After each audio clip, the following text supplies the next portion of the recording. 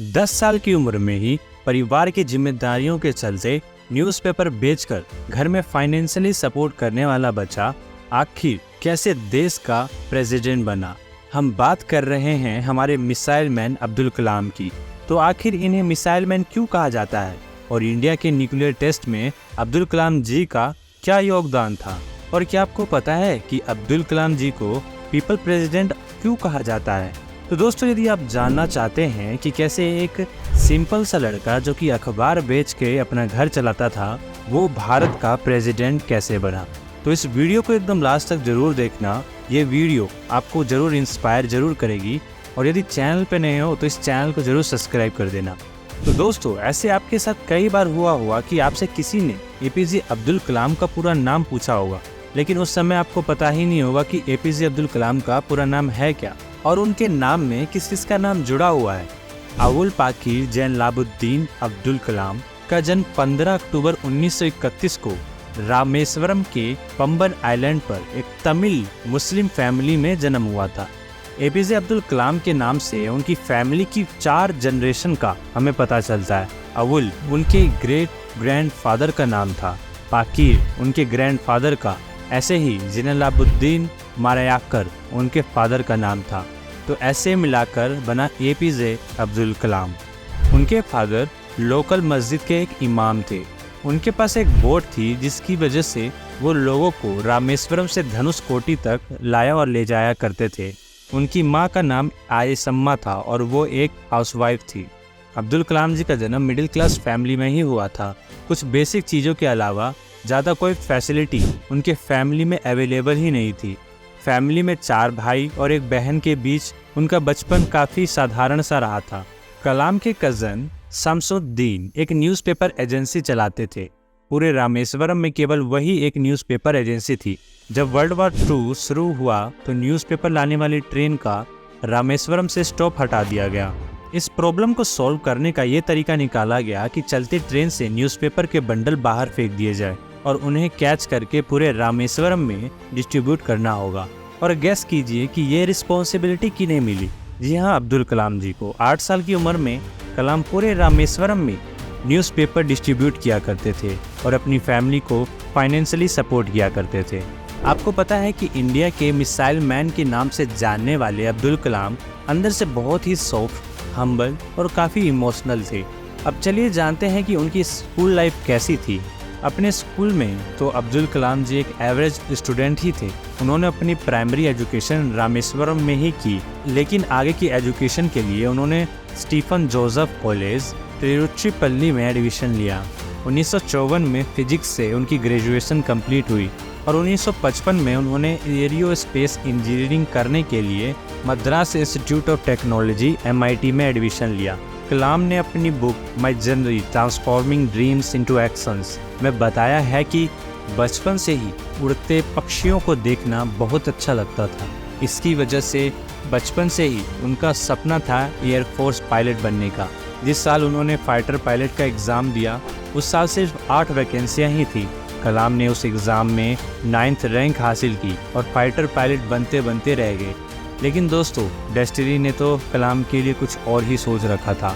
अगर कलाम fighter pilot बन जाते तो हमारे देश को फाइट करने की एबिलिटी देने वाली इतनी सारी मिसाइल्स कौन बनाता। 1960 में कलाम ने एज ए साइंटिस्ट DRDO की एरोनॉटिकल डेवलपमेंट एस्टेब्लिशमेंट को ज्वाइन किया। DRDO में उन्होंने एक ग्राउंड इक्विपमेंट मशीन, जो कि एक होवरक्राफ्ट टाइप की मशीन होती है, उस पर काम किया। 1963 में कलाम ने Indian committee for space research में रॉकेट साइंटिस्ट की पोस्ट ज्वाइन की। इनको स्पार ज्वाइन करने के कुछ दिनों बाद ही उन्होंने नासा में रॉकेट लॉन्चिंग टेक्निक के ऊपर 6 महीने की ट्रेनिंग ले ली। कलाम के इंडिया वापस आने के तुरंत बाद ही 21 नवंबर 1963 को इंडिया का पहला रॉकेट नाइक अपाचे लॉन्च किया गया। ये रॉकेट नासा में बनाया गया था और इसे ट्रक और बुल रॉक कार्ट में ट्रांसपोर्ट किया गया था। इस रॉकेट के इंटीग्रेशन एंड सेफ्टी के इंचार्ज अब्दुल कलाम ही थे। 1969 में अब्दुल कलाम को इसरो में ट्रांसफ़र कर दिया गया और उन्हें इंडिया का पहला सैटेलाइट लॉन्च व्हीकल SLV-3 का प्रोजेक्ट डायरेक्टर बनाया गया। कलाम पहले भी DRDO में रॉकेट प्रोजेक्ट पर काम कर चुके थे। इसरो में उन्होंने फेमस साइंटिस्ट विक्रम साराभाई के साथ काम करने का मौका मिला। आगे कुछ सालों में उन्होंने SLV-3 और polar satellite launch vehicle PSLV दोनों पर काम किया और ये प्रोजेक्ट सक्सेसफुल भी रहे। 1970 में कलाम ने प्रोजेक्ट डेविल एंड प्रोजेक्ट वेलिएंट पर भी काम किया, जिनका पर्पस था SLV रॉकेट की टेक्नोलॉजी का यूज़ करके बैलिस्टिक मिसाइल डेवलप करना। 1980 में लॉन्च हुए रोहिणी सैटेलाइट में कलाम की टीम द्वारा डेवलप किए गए सैटेलाइट SLV-3 रॉकेट का ही यूज़ किया गया था, जो कि काफ़ी सक्सेसफुल भी रहा। रोहिणी के लॉन्च के साथ ही इंडिया ने खुद सैटेलाइट लॉन्च करने की कैपेबिलिटी को डेवलप कर ली थी। दोस्तों, आप सोच ही सकते हैं कि एक ऐसा देश जो पहले 200 साल से गुलाम रहा हो और काफ़ी बैकवर्ड हो, उसके आज़ादी के 20 साल में ही रॉकेट लॉन्च करना अपने आप में ही बहुत बड़ी बात थी। 2 दशक तक इसरो में काम करने के बाद 1983 में कलाम वापस DRDO में लौट आए। DRDO में उन्होंने इंडिया का बहुत ही ambitious project guided integrated missile development programme IGMDP, जिसका purpose short and long range missile development करना था, उनको लीड करने के लिए अब्दुल कलाम जी को कहा गया।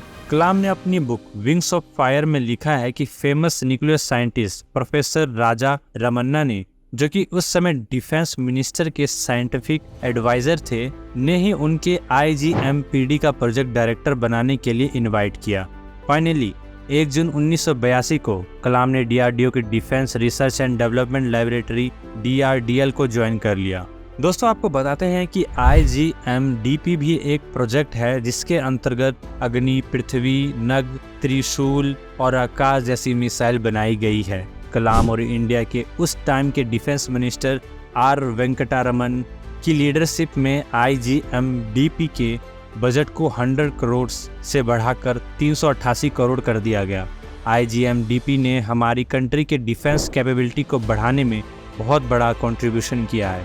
अग्नि 1, जिसका रेंज केवल 700 से 1200 किलोमीटर थी, से अग्नि 5, जिसका रेंज 5500 किलोमीटर है, तक का सफ़र काफ़ी दिलचस्प और शानदार रहा।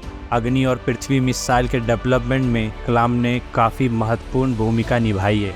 1992 में कलाम को DRDO का सेक्रेटरी ऑफ प्राइम मिनिस्टर का चीफ साइंटिफिक एडवाइजर अपॉइंट किया गया। दोस्तों, आपने पोखरण 1 न्यूक्लियर टेस्ट के बारे में तो सुना ही होगा, जिससे इंडिया की न्यूक्लियर वेपन बनाने की कैपेबिलिटी को प्रदर्शित किया गया। पोखरण 1 टेस्ट का कोड नेम था स्माइलिंग बुद्धा और ये 1974 में हुआ था, जब इंदिरा गांधी प्राइम मिनिस्टर थी। कलाम ने चीफ साइंटिफिक एडवाइज़र बनने के बाद प्राइम मिनिस्टर को सेकेंड न्यूक्लियर टेस्ट करने के लिए एडवाइस किया, लेकिन उस टाइम सेंटर में कोई स्टेबल गवर्नमेंट नहीं थी, इसीलिए ऐसा कुछ नहीं कर पाए। 1996 में जब अटल बिहारी वाजपेयी देश के प्रधानमंत्री बने, तो उन्होंने कलाम के आइडिया को सीरियसली लिया और न्यूक्लियर टेस्ट की प्रिपरेशन करने को ऑर्डर दिया। लेकिन 13 दिन बाद ही वाजपेयी की गवर्नमेंट गिर गई और न्यूक्लियर टेस्ट करने का डिसीज़न पोस्टपोन कर दिया गया।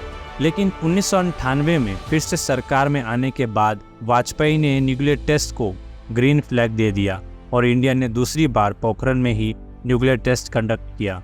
इस बार इस प्रोजेक्ट के हेड कलाम ही थे। दोस्तों, ये टेस्ट बहुत ज़्यादा सीक्रेट तरीके से किया गया था, क्योंकि US की सैटेलाइट इंडिया को ट्रैक कर रही थी। अगर टेस्ट करने से पहले उन्हें पता चल जाता कि इंडिया न्यूक्लियर टेस्ट करने वाला है, तो इंडिया पर इंटरनेशनल सैंक्शंस लग जाती, जो कि हमारी कंट्री को काफ़ी नुकसान करती। न्यूक्लियर टेस्ट के सक्सेसफुल के बाद वाजपेयी और कलाम दोनों की पॉपुलैरिटी हर घर पहुंच गई। कलाम तो रातों रात सेलिब्रिटी बन गए थे। 1957 में कलाम को रॉकेट एंड मिसाइल टेक्नोलॉजी में कंट्रीब्यूशन के लिए भारत रत्न दिया गया, जिससे पहले उन्हें पद्मश्री और पद्मा विभूषण भी दे दिया गया था।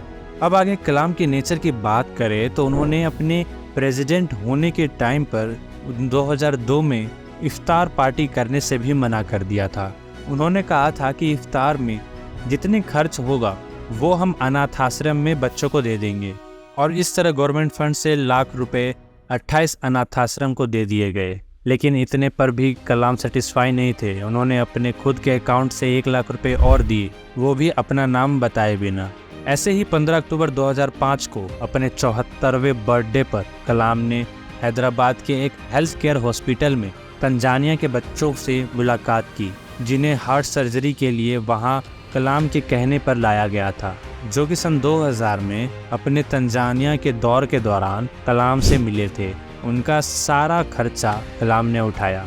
कलाम की पॉपुलैरिटी बढ़ने के बाद बीजेपी ने 2002 के प्रेसिडेंटल इलेक्शन में कलाम को अपना प्रेसिडेंट कैंडिडेट बनाया। कलाम 2002 के प्रेसिडेंटल इलेक्शन भारी बहुमत से जीते और 2002 से 2007 तक भारत के 11वें प्रेसिडेंट रहे। कलाम इंडिया के 3rd ऐसे प्रेसिडेंट थे जिन्हें भारत रत्न मिला था, साथ ही पहले साइंटिस्ट जो प्रेसिडेंट की पोस्ट पर पहुंचे। प्रेसिडेंट के टेन्योर के दौरान वो आम लोगों से सिर्फ इंटरेक्ट किया करते थे और ज़्यादा प्रोटोकॉल की परवाह नहीं किया करते थे। उनकी वर्किंग स्टाइल की वजह से उन्हें पीपल्स प्रेसिडेंट भी कहा गया था। एक बार कलाम ने ऑफिशियल विजिट के लिए केरला गए हुए थे। कलाम केरला के राजभवन में थे, जहां 2 ऐसे प्रेसिडेंशियल गेस्टों को बुलाया गया था जो कि कलाम के साथ आने वाले थे। हमारे हम्बल कलाम साहब ने मोची और एक छोटे से होटल के ओनर को प्रेसिडेंट गेस्ट के लिए बुलाया। दोस्तों, क्या आप सोच सकते हैं कि कोई प्रेसिडेंट मोची को अपने गेस्ट बनाकर बुलाए? ऐसे केवल कलाम साहब ही कर सकते हैं। कलाम साहब की प्रेसिडेंशियल टेन्योर के बहुत सारे ऐसे किस्से हैं जो कि दिखाते हैं कि प्रेसिडेंट होने के बाद भी कलाम साहब कितने हम्बल रहते थे। डॉक्टर कलाम ने प्रेसिडेंट ऑफिस को लोगों के इतने करीब पहुंचा दिया था कि जितना लोग सोच भी नहीं सकते थे। डॉक्टर कलाम के 5 साल के प्रेसिडेंशियल टेन्योर के दौरान उन्होंने 21 मर्सी पिटीशन रिसीव किए। आपको पता ही होगा कि दोस्तों, इंडिया के प्रेसिडेंट के पास पावर होती है कि किसी की भी फांसी की सज़ा वो माफ़ करवा सकते हैं। कलाम साहब ने केवल एक ही मर्सी पिटीशन को एक्सेप्ट किया। रिजेक्ट किए मर्सी पिटीशन में अफजल गुरु का भी पिटीशन भी शामिल था, जिसने 2002 में पार्लियामेंट पर अटैक करने के जुर्म में सुप्रीम कोर्ट ने फांसी की सज़ा सुनाई थी। टेररिज्म को ख़त्म करने के लिए भी कलाम ने काफ़ी सारी कोशिशें की हैं। एक बार उन्होंने याहू पर क्वेश्चन ही पूछ लिया कि हमें इस प्लेनेट से टेररिज्म को ख़त्म करने के लिए क्या करना चाहिए।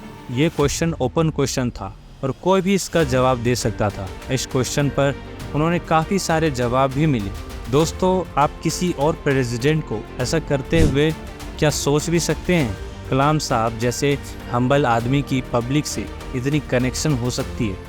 2007 का प्रेसिडेंशियल टेन्योर ख़त्म होने के बाद उन्होंने 2nd टर्म के लिए ना खड़े होने का डिसीजन लिया। शायद उस टाइम उन्हें जीतने के लिए मेजॉरिटी भी नहीं थी।